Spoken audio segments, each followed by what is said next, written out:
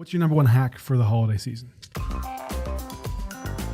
Everybody listening right now is quant, conversions. This time of year, get it out. This is your version of Breaking Bad. Yes, we're focused in the millennial demographic.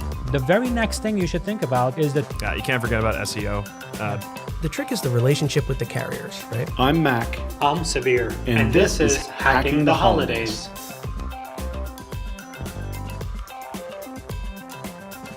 Hacking the Holidays podcast miniseries is produced and brought to you by VaynerMedia and Shopify Plus to help you hack the holidays. Visit us on the web at VaynerMedia.com/e-commerce. In this episode, we jam with Matt Fionna about elephants, viral marketing, and getting serious about business. Matt Fionna is an entrepreneur, social media influencer, and educator. He's currently the co-founder and CDO of Ivory Ella, which he founded back in 2015. Ivory Ella is a fashion company with a bigger purpose, and we'll let Matt Fionna get into that. Well, Matt, welcome to Hacking the Holidays. Really excited to be here, guys. Thank you very much. Ready to hack the holidays. Cool. I'm curious to start out. Can you tell us a little bit about your business and what you guys do? Sure. Well, we're an online apparel retailer. We specialize in elephant-themed clothing.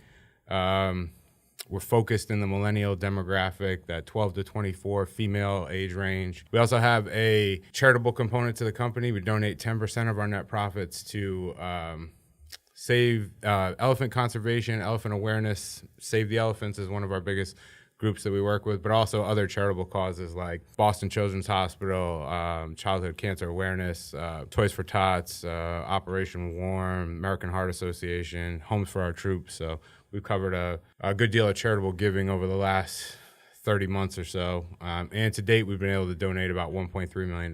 Wow, that's a big number. Thank awesome. you. Yeah, it's been great. Yeah. It really has been great. It helps a lot of people. You have a really great story of how this all came about. Can you tell me, start from the beginning? What's your background, first of all, and how did you come into the world of e-commerce? Sure. My background is education. Entrepreneur prior to that.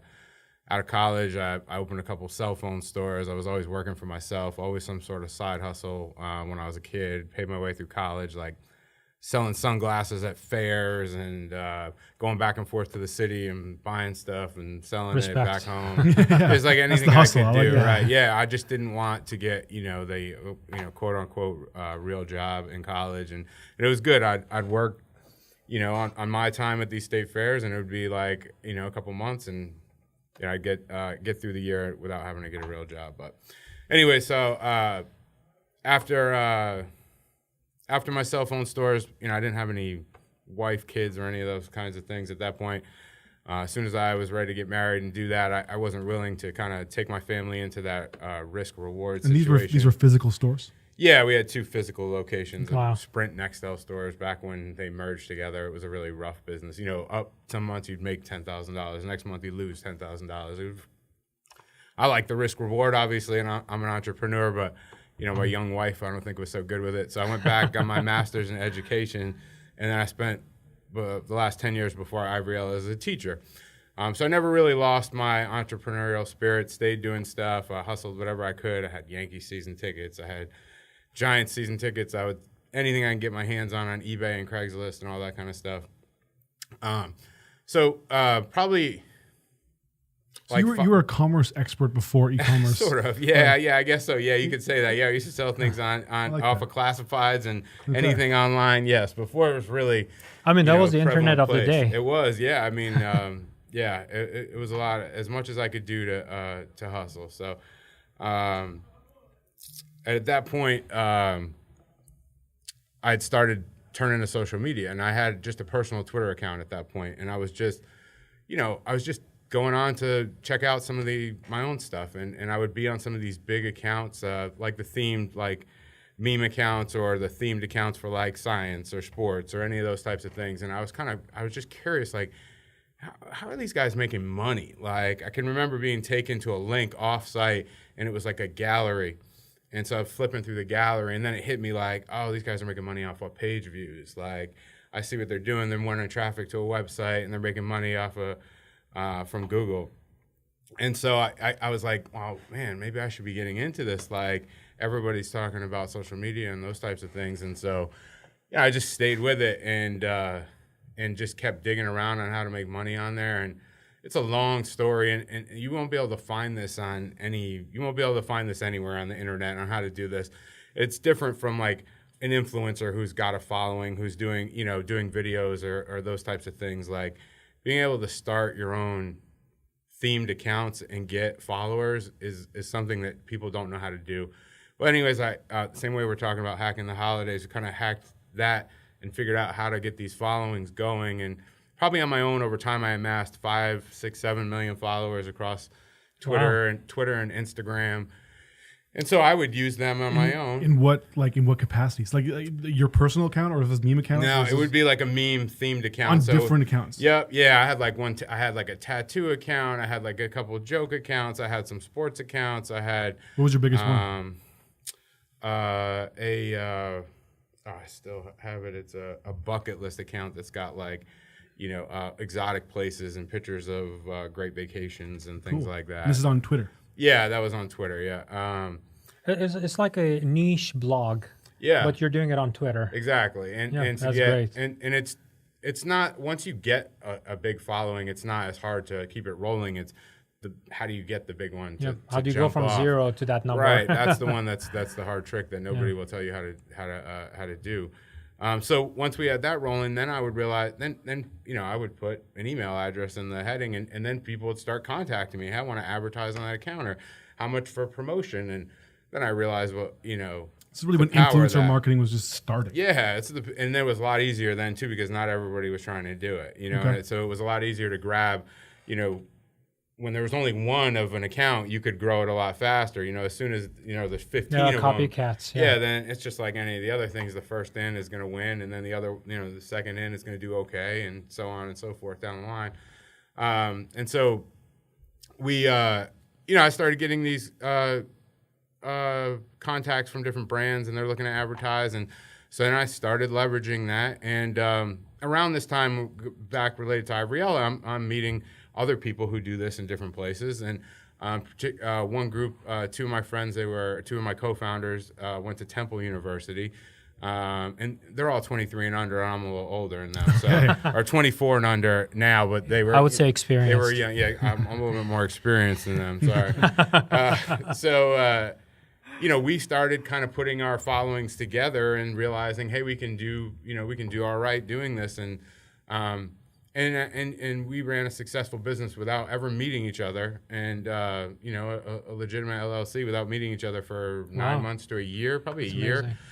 And that was just kind of the new age way of doing things. Like we had Skype meetings and conversations every day, and so you started Ivoriella with them across. Like you never met them. You already began the business before you met them. Well, So I'll tell. Yeah. So pretty much. So we got together and said, hey, we can leverage our followings to do something. And we kind of got tired of, you keep hunting for the next brand. It's just you're not building value for yourself. You keep building value for them.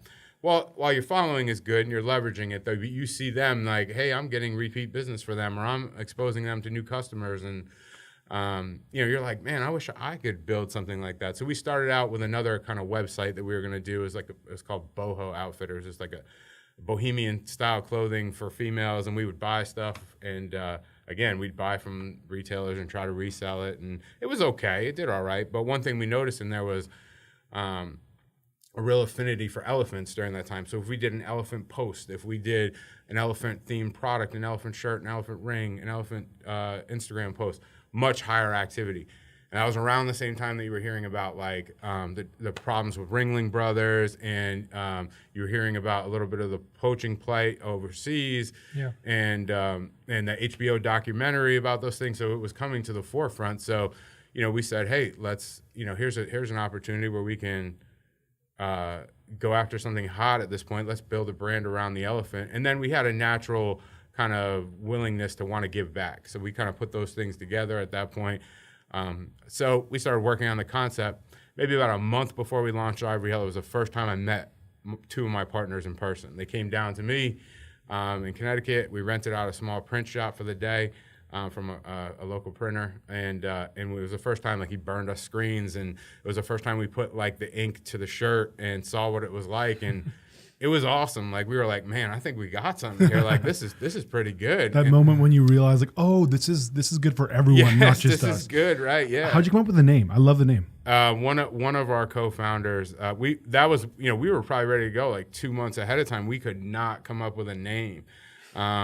We had like a name for like American Elephant, but then there's like the political party kind of connection with elephants, and you're a Republican. We did not want to have anything to do with politics, and more about the conservation and the just the staying away from politics. Sure. So we wanted it, and we could not come up with a name, and then it stuck. And Ivory for the tusk, obviously, and Ella, the female form, kind of elephant, as we were slanted for mostly towards female. So it sounded good, it sounded like a brand when I heard it, and the domain names were available, which was like key. Yeah, which is like, oh man, there's a .com available, and that was just like start typing. Yeah, right. Yeah, right there, man. Grab that up real quick, and we ended up getting most of the social handles for it, and so. So anyways, this was in my basement. We had no idea. Like we printed maybe 700 shirts up ahead of time. And we're like, hey, if we could sell through these shirts, like in a week or so, like it'd be amazing. In a month, it would be amazing. In a week, it could be, life changing. We say a lot. And so anyways, we had all these social followings. So we started hyping up our company. So you're doing posts. You're basically like already saying Ivory Ella coming soon. Yeah, we went out and did photo shoots and took pictures of the sample product, and from a lot of the lessons you had learned by running those niche handles before. Exactly. So then we started collecting email addresses, brilliant. And we said, hey, we're going to do giveaways. Enter this giveaway with your email address, and you'll be giveaway for product. And we probably did that only for about a week prior to the time. We promoted for about a month.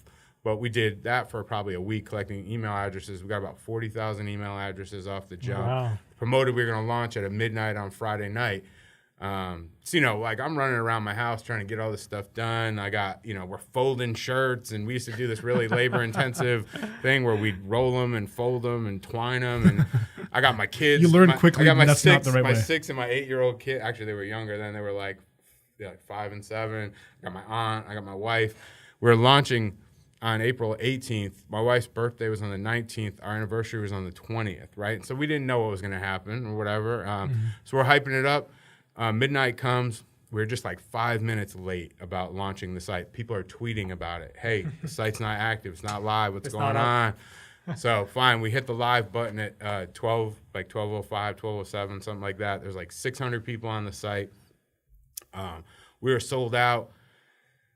Couple hours of those shirts. Wow. We went right to pre-order. Not a week, not a month. Yeah, a couple of hours, man. So I'm like sitting in my basement. It's past midnight. I'm like, didn't wake up my wife. I'm texting whatever friends I have, like, oh my God, like this is actually happening right now. Euphoric, yeah. It was crazy. Yeah, it was. That part was. That's amazing. It was crazy. Were you on Shopify from the jump, or did you? Yeah. Different platform. Oh yeah. Yeah, I'm sitting on Shopify, hitting refresh, watching the sales and watching what was selling out, and we didn't. Listen, at that point, we had literally we had nothing set up at that point. Like our LLC was still at our lawyer's office. We didn't have a bank account. It was pretty rough. So, anyways, we went right to pre-order after that 700 was gone, which that was something from a Shopify. From Damon John, your Shopify representative, you know what I mean? He supports the company and is tied to the company out there. And I remember reading about him, reading one of his tweets in the weeks prior, talking about a great way to launch your company and get product sales ahead of time was to go on pre-order or give something exciting to the customer that they can't get or a limited edition, and then keep that some stuff kind of rolling. Exclusivity. Yeah, so we said, hey, don't shut off the faucet. Let's go right to pre-order. Mm-hmm. And we sold with no understanding of how to get shirts, where to get more shirts. That's secondary. We just did not. We had no clue what was going on at that point. So the weekend was over, and we were down about 6,000 shirts, 6,500 shirts, somewhere like that. What are we going to do to get these shirts? So we had a great weekend. I think we did about 160K in sales, 165K in sales. From midnight through Sunday. Yeah. So for 48 hours, pretty amazing. But Monday morning came, and, Shopify's just not dumping our money in some random bank account because you said it. You need your business bank account. So we had to scramble all the founders of the company and get together about about $50,000, $55,000. I maxed my credit cards out. I drained my bank accounts. The others did the same. And we were able to finally order shirts that day, knowing we're going to get the money at the end of the week or whatever it's going to be. But,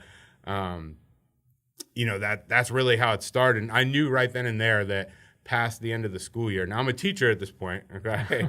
Past the end of the school year that I'm not going to be a teacher. Like, I know this in my heart at that point. So this is your version of Breaking Bad. Yes, right. Yes. A lot of people different substance. I would live like the double life on Twitter. Like these kids would follow my accounts in school. Your actual students would follow your accounts. Yes. That's amazing. We get into these. And they had no idea. Yeah, they had no clue. I mean, no, they had no idea. And then eventually I would tell them like, hey, I'm into this kind of stuff. Mr. Fionna, I would like some of those T-shirts. Hey kids, stop laughing at that meme. Oh yeah, I created that meme. Yeah, but we went through we went through this together. Like I used it in my marketing class. I taught a marketing class.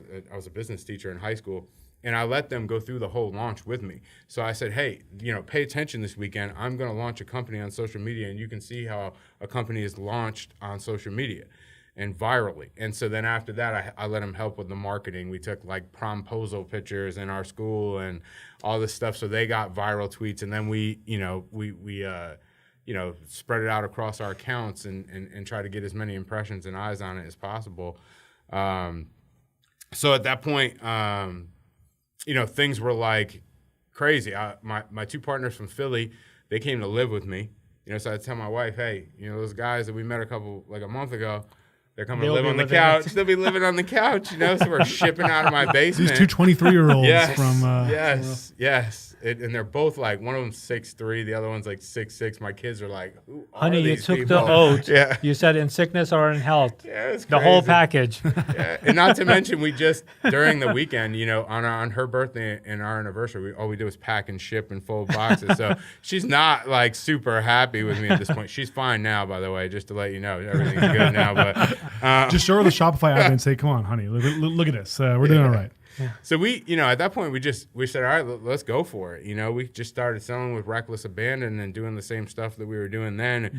We were buying from wholesalers, Comfort Colors, Gildan. I didn't understand that like people are manufacturing their own shirts, and it wasn't for quite some time that we actually, got to end up private labeling our shirts and getting, working with factories across the world, where now we source shirts in Peru, India. We're working on some here in the States, Guatemala, different places. So cool. Where we weren't doing that before, and so obviously the goal is always, once you're going to build a brand, now you're going to private label and do all those things. And so, anyways, we're in my basement. First off, we move out. We get near a local printer. The guy who was printing our shirts, we got a little bay next to him that was like 1,000 square feet. Like 2 weeks later, we're like, I don't know what we're going to do. We're selling more per day than he can produce. He's on like the old school manual printing press, squeegee. And this poor guy. Yeah, it's like, breaking his back over here. Yeah, so we're like hiring people for him. We're buying different things. Everyone's in there trying to help. You're trying to make it work. Print shirts. We're trying to make it work. Like literally, my partner, John, who's our CEO now, he's living in my basement.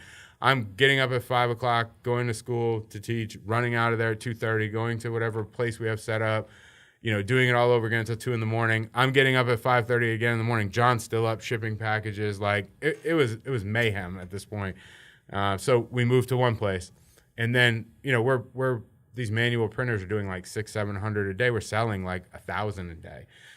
So we're falling behind every single day. So we're on pre-order though. So one thing we don't have a problem with is we have money. So we took the money and we went and bought automatic printing presses, not knowing a damn thing about automatic printing. We signed a lease for like a 3,500 square foot facility, which I can't tell you. I look back on it now, like how nervous I was and how scared I was. It was like 3,500 a month, and I was like, things are moving really fast. I'm like, this is crazy. Like this is like a month. This is a month after we launched, maybe like 4, not even a month. And I was just like, oh man, this is nuts. And wow.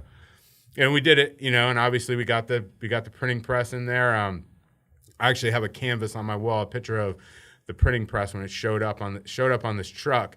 And one of my partner's dads had come with him. One of my partners from Wisconsin. So I got the two guys from Philly. I got one from Wisconsin, and he comes with his dad, because his dad is like, I don't believe what's going on here. Like, what are you guys doing?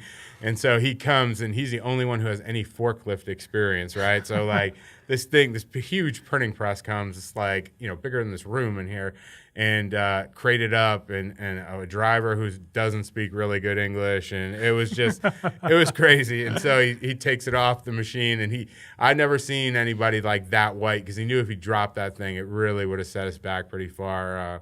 He got it down, and we got the shop up and running, and then we really started catching up a little bit. But listen, we didn't turn off the faucet. Like, that was in April and beginning of May. Yeah, what year was that? That was in 2015. Okay. And then, so fast forward a little bit here. Yeah.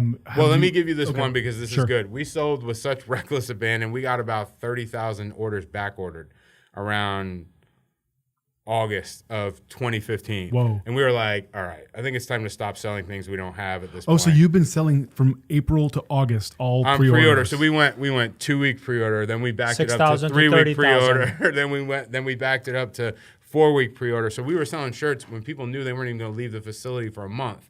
A lot of times they did, but there was cases where we had 1,000 people waiting 100 days on this one particular shirt that we could not get, and we tried to refund them. We tried to send them new shirts, and they were like, "We want the shirt. Wow. We'll wait for the shirt." So there wasn't a big risk of chargebacks or anything like that?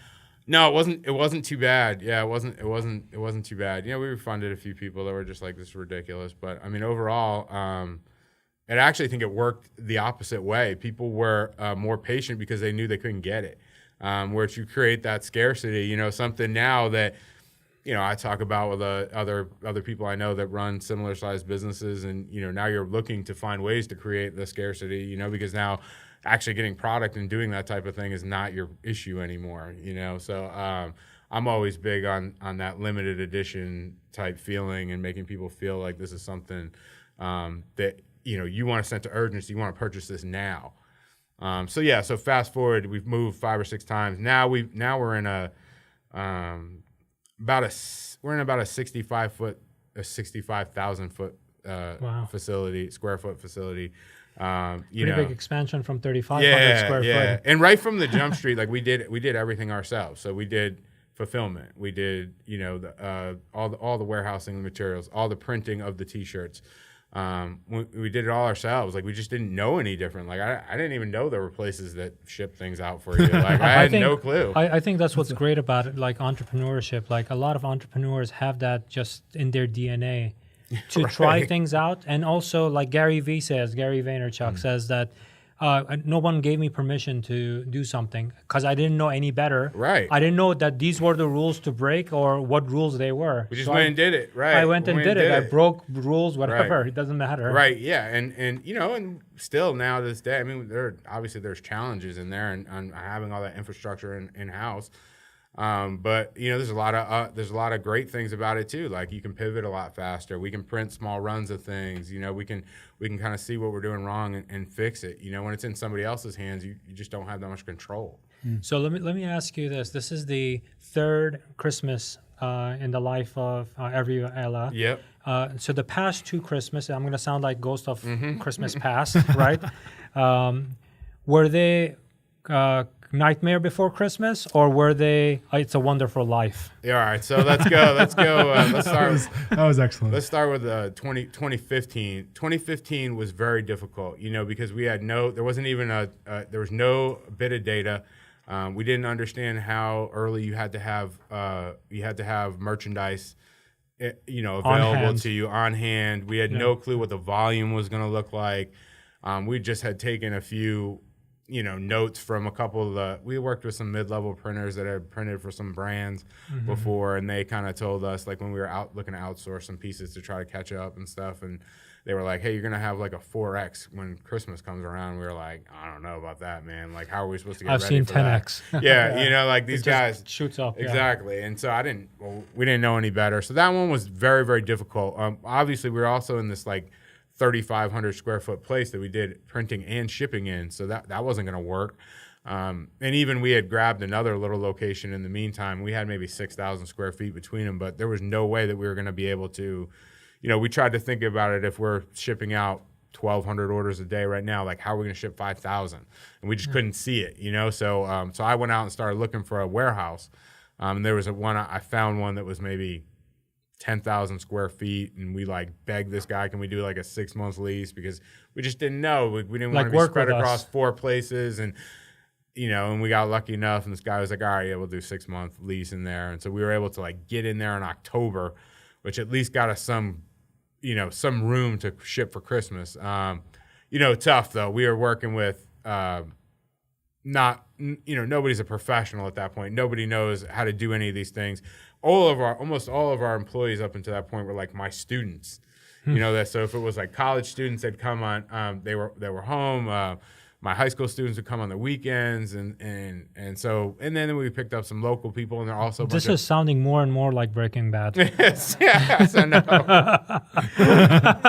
And you grab in your friends and your family, because who else can you count on when things go nuts is your friends and your family. So, but your friends and your family rarely come with the training and experience of scaling a brand, you know. So that's, you know, there are challenges in there. Anyways, the Christmas went well. We busted it. We got through there. We just kept worked incredibly long hours and shipped out all the packages and underestimated the demand. Learned a lot of lessons and we ended up the year with an insane amount of prepaid inventory because we were trying to buy up so much stuff. Some of it came in, some of it didn't come in. We actually ended up having really great January and Februarys because we had styles that we had ordered trying to get them in for Christmas that weren't available. They ended up coming in January and February, and our January and February was actually really good. We got through it, and it was tough, but it was an eye-opener to see, man, this is the time to get it. For us, 45% of our business is Q4. Wow, and it's probably 40 in November, December. So it's like ultra important to us and how we end the year. And, you know, I'm sitting in here right now. I have no clue how this year is going to end because the next 30 days are going to determine, you know, our starting business's next week. fate. Yes. So, I mean, really, you know, that's really going to, you know, not kick it up a notch. And that stretch from Black Friday, or actually Thanksgiving through Giving Tuesday, is really, you know, going to be a game changer and probably make or break our year. Giving Tuesday, we forgot that on the earlier podcast. But one question for you. Brand, that's why it's there. That's why I got it. This is your specific. It's the Super Bowl of giving. So you got where you were from viral marketing, from having that kind of organic approach. Are you using any paid channels right now, or are you still just only organic? Oh no, we're definitely using paid channels at this point. What's your biggest one? Facebook. Facebook definitely. A large percentage of our ad spend goes to Facebook marketing. We're still getting some of that traffic, but listen, you can't expect to be viral for 3 years. You know what I mean? Like, you have a window. It helped us launch the company. We didn't have to pay to acquire those customers because we paid for it, but we set the infrastructure up ourselves. So it's hard to be comparable to a different business that's launching and didn't have that infrastructure. But during that time, in iRealia's lifetime, those customers did not cost us much to acquire at that point in time. Do you all still run your accounts? Yeah. I mean, we still, not personally, but you know, people do. Yeah, they're still around. We still use them to promote with. So there's definitely still use and of value. But yeah, we're definitely on to paid channels, and that's one of the hard parts about scaling up the business, right? Is at some point you're going to have to learn how to scale your ad spend because your viral traffic is going to decrease. And so, you know, balancing that act and learning how to push the levers, that's been one of the challenges for us this year, is kind of seeing, all right, if we pull off on this channel, what do we need to put on this channel to kind of move things along and get that? And we've been working hard on kind of a comprehensive program for the fourth quarter. In the holiday season, there's certain, I know we had talked about it previously, but there are certain KPIs we're obviously going to be paying attention to during this time of year. If you want me to talk about those a little bit, what I'd we're love to hear looking that. for. Yeah. Okay. Some of the bigger ones for us that we're really paying attention to right now is our AOV, our average order value, which again is right on Shopify. You can check it out right there on Shopify's dashboard. But we've also, put in some an upsell menu, our higher ticket items, and also getting some of those smaller items out there. When we started, I want to say there are we've probably raised it up almost 80% since when we started, because when we started all we had was long sleeve t-shirts. Like that's all we sold for a good 5 months, so it was a pretty relative average order value. And as we started to put water bottles, hats, keychains, phone cases, all those products to help kind of round out your brand, the average order value changed and stuff. And then we didn't have t-shirts for a while, and then also we put in some higher priced items. Like our best seller is a rainbow hoodie. Rainbow tie-dye hoodie that we sell. That's like a heavyweight hoodie. It's an oversized hoodie, and it's a $79 price point. And it's like getting a hug from a clothing item. It is, and it's it's wildly popular, and we can't always keep it in stock. And it's been a great item for us. So we're always paying attention to the average order value. Repeat purchase rate. This is a big one to me because one of my jobs at work, customer service is underneath me. So this has to do with lots of things, you know what I mean? That repeat purchase rate. You can selling your second, your third purchases are critical, really. For us, if our customers 70% more likely to purchase the third time if we can get them to purchase the second time. We're always looking at it, and I just personally believe that it speaks to, it's not just the product that you obviously want to put out a quality product, but your experience that the customer had with you, their satisfaction, your mission, your message, and the whole customer service that they had with the company. So, they're more than likely to come back if all those things were positive. And for those other companies that are acquiring, we're still acquiring a steady flow of new customers, but there's going to be a point in time where like it's not going to be like water. You know what I mean? It's not going to be the river, the floodgates are open and customers are flying to your website. Like you have to have a base of people that are your hardcore supporters and love you and sell back into them and do things, for them and treat them right. They love the brand and they want to keep on coming back. Right. And they're your hardcore customer and your people who are with you and they're the people that help you be the lifestyle brand. They're the people that are going to be with you from the beginning, hopefully through. It's fascinating that you've pinpointed this as something that's that important. How would you say, like, your demographic is going through a transitional phase? Yeah, they definitely are. Are you going to grow up with these young ladies? Like, yes. are offering more, mid 25 style clothing? Yeah, I mean that's one of the things that we've been taking a look at, and we've brought in some kind of outside help to kind of like analyze our market a little bit more, get us a little bit more data, and it's so hard to do all this other stuff. Like these are some of the things that we're just getting around to it now to know more about our market. We're just having some focus groups. We're just, really getting into customer surveys and getting some data back and saying, oh, they really like this. They don't like this. They don't like that. And then our core age group, I kind of split them into two buckets, like 12 to 18 and 18 to 24. And those are two distinct buckets. Are they buying them it themselves, or are their parents buying it for them? Those are good questions. So yeah, so when some of those demographics shift, you can see a little bit of a shift in the buying age, but that's because it's moms buying for kids, and so we've seen some of that stuff, and paying attention to that is important. So we're just getting into some of those things about really more about those two groups. Some of the other things that we're paying attention to is obviously our cost to acquire customers, which again is why it's important to get those customers in for the second and third time, because you're not paying that upfront customer acquisition fee. And right now is the best possible time and the most efficient time to, and at least for us, to acquire especially customers. If it's 45% of your business at this time. I mean, people are buying with reckless abandon right now. Are you worried about a $40 purchase this time of year? Like no. any $40 purchase, not it doesn't have to be my $40 purchase in my company, but like you don't care. Like you're spending so much on a regular basis that's just what everybody does. So I mean, that's the easiest time to acquire the customers. And then we're looking at customer lifetime value. Again, getting those the AOV and the repurchase rate are kind of those derivatives of that customer lifetime value, and we want to see that customer lifetime value rise. And as the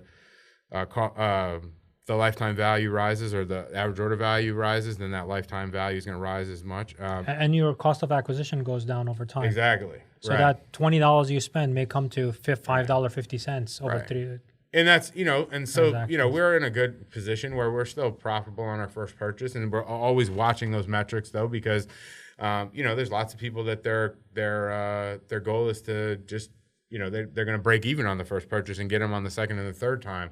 Yeah. And that was a lot because we had some of that earlier, that the customer acquisition cost was low earlier. We're definitely watching visitors, because like as the viral traffic shifts, now you're trying to, you have to make up visitors in different ways. You have to be more creative to get visitors through the door. Average, there's dollar per visitor and those kinds of things. We're also watching our Facebook Messenger abandoned cart messages, higher open rate than email, and it's super personalized. And so you can customize that tone there to kind of match the voice of your brand. And if people don't forget about those. You know what I mean? Mm-hmm. Like that's. So cart abandonment, you're not just sending emails out, you're actually sending Facebook messages through Messenger. Yeah.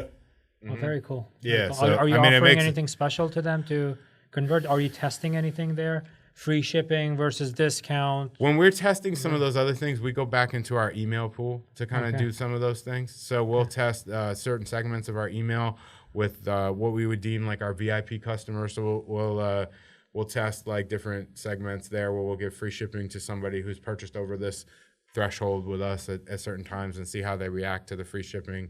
And then sometimes it doesn't even move the needle. We'll try, free express shipping, which, so we played around with those different ones and see what their open rate is and see what their click-through rate and their purchase rate is on those types of things. Wow. Matt, we're running a little short on time, so I think we have two more questions for you. Sure. It's Black Friday, Cyber Monday in a week. Are you guys offering a discount? How'd you come up with what it'll be? Were you as scientific about this part as you are as what it seems like other parts of your business? Yeah, I mean, this is one of the places that I think is like, it's tough. I mean, lots of people are doing a lot of different things during that time. So like, as far as discounts go or those types of things, I would tell you like yes and no. Like I would say that over this time, and we had a huge meeting about that today, which I was on the train on the way up here and missed that. So maybe this answer will change tomorrow when I get back to the office. But I don't think we're going to be doing like a percentage off the site kind of discount. Off Yeah, Black Friday sale. That never has been kind of our way. And I think I just think we don't want to train people for sales, regardless of the time of year. You get people, again, we talked about sense of urgency, and you get people waiting for those types of things. So I think we do it in a different way where we put things on sale. We will do a certain group we'll do a bunch of product at a reduced price. So it's not typically like a 30% off sale, but we'll do our pocketed long sleeve at $19.99, where it normally would be $36. So they are getting a discount off on that shirt, and that's, we're a top heavy company where a percentage of our sales are in top. So we're giving them some of our staple products at a lower price, but it's a select group. It's going to be like 10 designs that are going to be in that group. And then we also do something, and this is definitely that other people can do out there. We bundle things.